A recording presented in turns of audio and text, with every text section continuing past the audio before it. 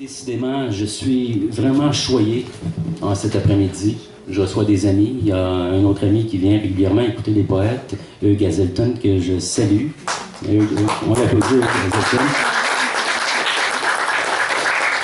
Et un autre poète, je suis très content aussi, que j'ai connu en même temps que Irving Layton à la Place aux Poètes. Il a fait beaucoup, il a dirigé une revue. Comment ça s'appelait cette fameuse revue Edgar Gousse, là, c'était Rupture à l'époque, oui. Une espèce de grosse brique, là. C'était une anthologie pratiquement. Et c'était une revue aussi, Rupture. La revue des Trois Amériques. Je me souviens de ça, j'en ai souvent parlé à la radio. Avec Hugues Hazelton, entre autres. Alors, les liens en poésie s'installent toujours et c'est merveilleux. Et je suis content que vous soyez présents ici même à la Galerie BAM. Mon prochain invité, il a publié de nombreux recueils. Un poète que j'affectionne et je suis content de te revoir aussi parce qu'on s'est perdu de vue pendant plusieurs années, Edgar Gousse. Alors, c'est un retour aussi, ici à Montréal depuis quelques années. Et il voyage beaucoup, hein? C'est ça l'errance. Il va nous en parler dans ses poèmes, vous allez le sentir. On accueille sans plus tarder Edgar Gousse.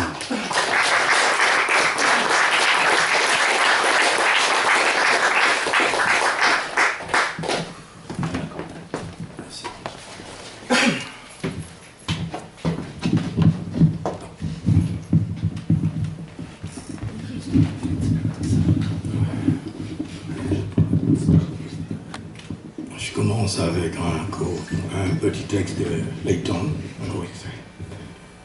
pour les petits-enfants de Mussia. J'écris ce poème pour tes petits-enfants qui ne connaîtront ta beauté que par ouï-dire, à travers les photos jaunies étalées sur table ou divan, afin de rire un peu. Quand, dans leur arrogance, fondée sur la fine grâce que tu as léguée à leur chair, ils contemplent avec pitié ton cher et frêle corps, tes joues déshonorées par le temps, blêmes et creuses, et ces mains que 1000 fois j'ai baisées, tavelé par l'âge et lissant une bouclette grise. Je veux que, soudain, il te voie comme je t'ai vu. Belle comme le premier oiseau à l'aube. Si cher amour, dis-leur que moi, qui fus toujours le poète fou, qui a fait de la femme l'unique objet de son étude, de son délire. Je n'ai jamais imploré d'autre grâce en ce monde de lugubres bêtes qui sont presque humaines que de vivre en longeant tes yeux prodigieux, l'espièglerie sans faire briller comme les mares d'eau par nuit d'hiver auxquelles l'appétit savait donner infini, incomparable, infini, incomparable, infinito. Wow.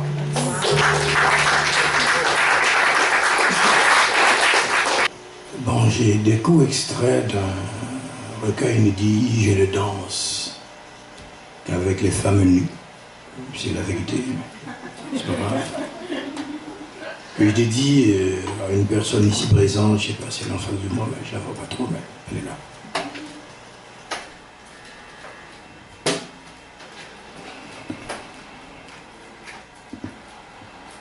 Je marche à l'ombre des bouches déchirantes des filles folles, mais je bêle le souvenir d'une jeune veuve qui jouait à bâtir un harem à mes lèvres mouillées, abandonnées à la poussière. Les fillettes prennent des plumes et grandissent et troublent l'arbitraire de nos attentes et de nos désirs et s'abandonnent à la liturgie des jouissances. Et rendues belles taillés en précieuses pierres, chevauchent des anges virils et nus, aux mains tendues au bistrot de la nuit. Quel chant de sources vraies ne s'emplit point de leur ombre, du sommeil de leur folie. Je n'étais pas encore descendu dans mon corps, mes membres rassemblaient déjà mes ossements. Hors de moi, à renier toute origine, je suis là, à creuser sous le fleuve, à rechercher l'agile, à retrouver l'essence, puis ma trace. Je suis là, immortel et mourant, flottant sans être vu, collant à vos cuisses, par défi, ou n'être plus qu'un souffle. Entre le jeu charnel et le temps de mourir, honteusement boire l'aurore des filles au flanc d'éternité. Ainsi des oiseaux fous, ma tête s'incline pour parler au matin des femmes au sein mûr. Je me ceins de barbelés et je regarde couler le sang de vos corps de feu aux pieds meurtris.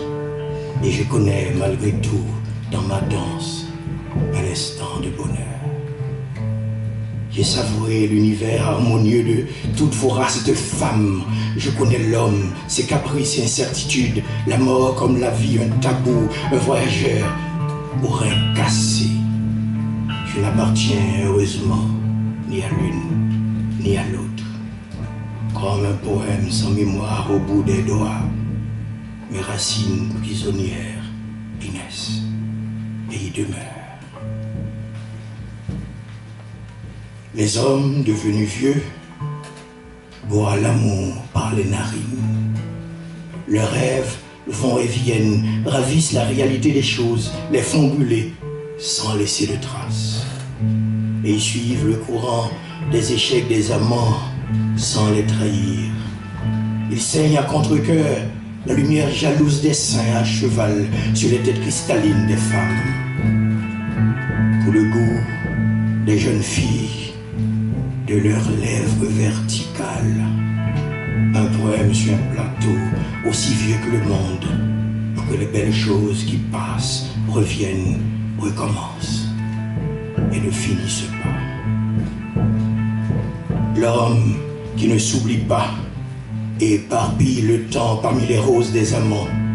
Le regard du vent qui s'affole chatouille ses souvenirs. L'amour se ferme alors, les voiles puis s'abîment en son exil, brûlé et nu. L'homme qui ne se connaît pas traverse l'océan sur la crête des récifs, se soumet à la fantaisie de l'air, marche et attend. Et dans chacun de ses pas, un faussaire, un lieu qui n'appartient ni à l'argile du corps, ni à la convoitise du sexe. Franchir le seuil, espérant aux étreintes charnelles, un oiseau frappe à ma porte et je la ferme. Au centre, le corps déchiré, leur trésor muet, la déchirure tôt ou tard du rêve, la passerelle du vide.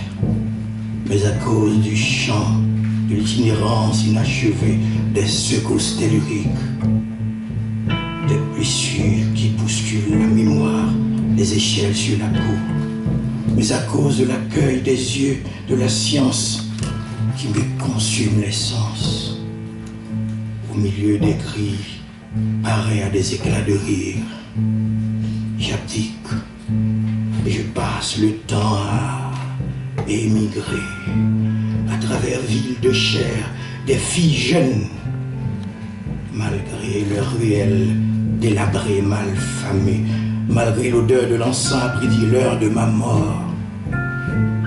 Ainsi la marche de mes soldats de plomb, emprisonnés sous les décombres, sufflant de filles jeunes, invitant au désir.